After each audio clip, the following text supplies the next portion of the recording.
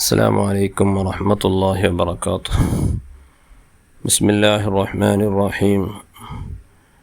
ബഹുമാനപ്പെട്ട ഹുജ്ജത്തുൽ ഇസ്ലാം ഇമാമുൽ ഗസാലി റളിയല്ലാഹു അൻഹു തൻ്റെ ഇഹ്യാ ഉലൂമിദ്ദീൻ ചൊല്ലിയ കിതാബിൽ ഉദ്ധരിച്ച ഒരു സംഭവമായിട്ടേക്കട് ആദരവായ റസൂലുള്ളാഹി സ്വല്ലല്ലാഹു അലൈഹി വസല്ലമ തങ്ങളെ അല്ലാഹു സുബ്ഹാനഹു വ തആല ഈ ലോകത്തിലേക്ക് നബിയായിക്കിട്ട് യാത്രയാക്കിയപ്പോൾ അഥവാ നുബുവത്ത് പെട്ട റസൂലുള്ളാഹി സ്വല്ലല്ലാഹു അലൈഹി വസല്ലമ തങ്ങൾ കൊടുത്തപ്പോൾ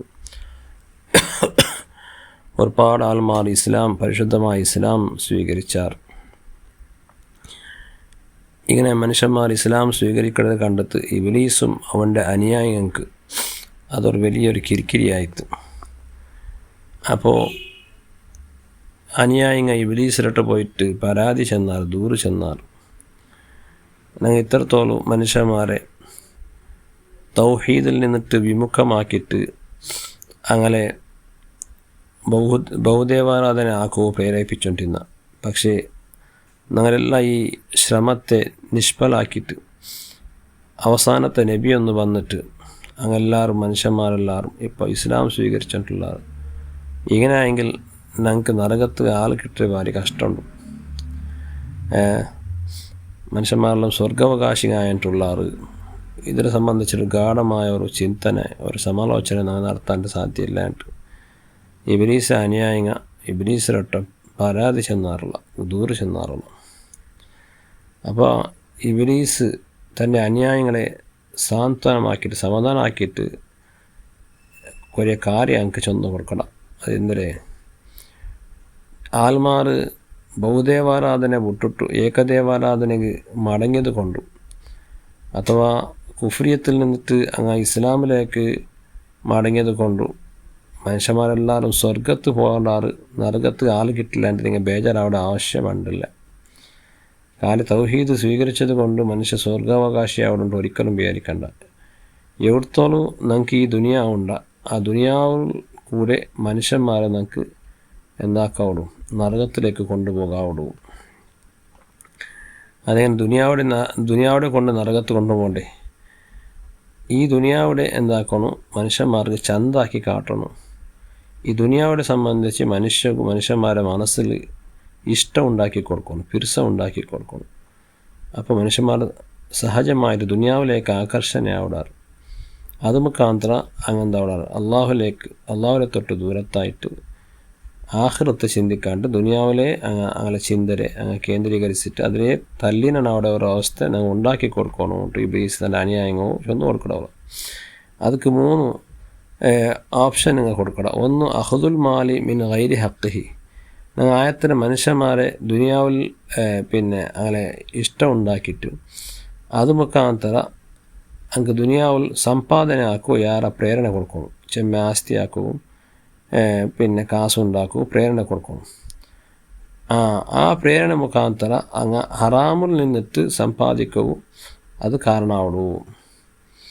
ഹറാമോ ഹലാലിൻ്റെ വിവേചന ഇല്ലാണ്ട് ഒട്ടും എന്തെങ്കിലും ദുനിയാവിൽ സമ്പാദിക്കണമെന്ന് ചൊല്ലി ആ ഒരു ഞങ്ങളെ മനസ്സിലിട്ട് കൊടുക്കുക. അപ്പോൾ എന്താക്കാണ്ട് സഹജമായിട്ട് അങ്ങ് സമ്പാദനയാക്കുമ്പോൾ ഹറാമോ ഹലാലിൻ്റെ വിവേചനാക്കില്ല, അങ്ങ് ഒട്ടും സമ്പാദിച്ചെങ്കിൽ ആയിട്ട് അങ്ങനത്തെ ഒരു മനസ്ഥിതി ഞങ്ങൾക്ക് ഉണ്ടാക്കി കൊടുക്കണം. ഒന്നത്. അപ്പോൾ ഈ ഹറാമിൻ്റെ പൈസ സമ്പാദനം ഉണ്ടാക്കുമ്പോൾ സഹജമായിട്ട് അങ്ങെന്താ വിടാറ്, നരകത്ത് അവകാശികളാവിടാറ്. കാരണം എന്തേ, ഹറാമ് നയിച്ചങ്ങ് ഹറാമ് തിണ്ട് വളർന്നങ്ങ് അങ്ങ് സ്വർഗത്ത് ഒരിക്കലും പോകാൻ ചാൻസ് ഇല്ല. രണ്ടാമത്തെ, ഇൻഫാഖുഹു ഫീ ഗൈരി ഹഖ്ഖിഹി. ആ സമ്പാദിച്ച് അങ്ങ് സമ്പാദനമാക്കിയത് ഹറാമിൽ നിന്നിട്ടായില്ലെങ്കിലും ചിലപ്പോൾ ഹലാലിലായെങ്കിലും അതിനെ ചിലവാക്കെടുത്ത ആയത്തിനെ അനാവശ്യമായിട്ട് ചിലവാക്കുമ്പോൾ ഞങ്ങൾ പ്രേരിപ്പിക്കണോ. ഹക്ക് കൂടാണ്ട് ചിലവാക്കടെ. ഞങ്ങൾക്കാര് സമ്പാദിച്ച പൈസ അത് ഞങ്ങൾ ഹലാല ഭാഗത്തിന് മാത്രം സമ്പാദിച്ചത് ആയിട്ടിക്കും. പക്ഷേ അത് ചിലവാക്കുമ്പം അത് എങ്ങനെ ചിലവാക്കിയിട്ട് അള്ളാഹു ഞങ്ങളുടെ കേൾക്കാണ്ട് വെക്കില്ല. അതൊക്കെ ഒരു കണക്കുണ്ട്. അപ്പോൾ മനുഷ്യന്മാരെ എന്താക്കണം, അങ്ങ് കാശ് ചിലവാക്കണത് ഹറാമിടെ സമ്പാദിച്ചത് ഹലാലാവട്ട് അഥവാ ഹറാമാവട്ട് ചിലവാക്കണത് അത് അഗത്യത്തുക അല്ലേ ഒക്കാശുള്ളത് ഞങ്ങൾ എന്താക്കണം, ഫസ്റ്റ് നോക്കിയുള്ളൂ. എന്നിട്ട് അഗത്യം ഇല്ലാത്തതൊക്കെ ചിലവാക്കൂ, പ്രേരണ കൊടുക്കണോ. അതായിരിക്കും ഇതിൻ്റെ ഞങ്ങൾ സാധാരണ പൈസക്കാരെല്ലാം കാണണ്ടേ. അകത്തില്ലാത്ത അനഗത്യമായിട്ട് കാശിനെ പോലാക്കരുത്, ചിലവാക്കരുത് എന്നൊക്കെ കാണും. മങ്ങിലത്തെ വിഷയത്തിലും വേറെ എല്ലാം ചടങ്ങ് കുറേപ്പാട് ഫങ്ഷൻ ആക്കിയിട്ട് അനഗത്യമായിട്ട് ചിലവാക്കരുത്. ഇത്രയും അഗത്യമുള്ള കാര്യമുണ്ട്, പക്ഷേ അതെല്ലാം വിട്ടിട്ട് അനഗത്യമായിട്ട് ചിലവാക്കരുത്. അത് ഇബ്ലീസ് അങ്ങനെ മനസ്സിൽ ഇട്ട് കൊടുത്ത ഒരു കാര്യമായിരിക്കും. വൈംസാക്കുവാൻ ഹക്കിഹി, അതുപോലെ ഈ ലോകത്തിൽ ഒരുപാട് അവകാശങ്ങളുള്ള ആ അവകാശങ്ങളും അങ്ങനെ സമ്പാദന എത്താത്ത പോലെ ഞങ്ങൾ തടയണോ. സക്കാത്തിന് അവകാശം കേൾക്കിടാറ്, സമുദായത്തെ പാവത്തം കേൾക്കിടാറ്, എന്നിട്ട് അഗത്യമുള്ള കാര്യം കേൾക്കിട അതെന്തും ചിലവാക്കാണ്ട് അനഗത്യമായിട്ട് ചിലവാക്കുക. അങ്ങക്ക് പ്രേരണ കൊടുക്കുക. അവകാശികൾക്ക് അങ്ങനെ സമ്പാദന എത്താത്ത പോലെ എന്താക്കുക, തടയാ. അപ്പോൾ എത്ര പൈസക്കാരുള്ളാറ്, അങ്ങനെ ധാരാളം സമ്പാദിച്ചിട്ടുള്ള ആൾ, പക്ഷേ അങ്ങനെ എന്താക്കില്ല, അവകാശമോ സക്കാത്തിൽ അവകാശമോ കൊടുക്കില്ല.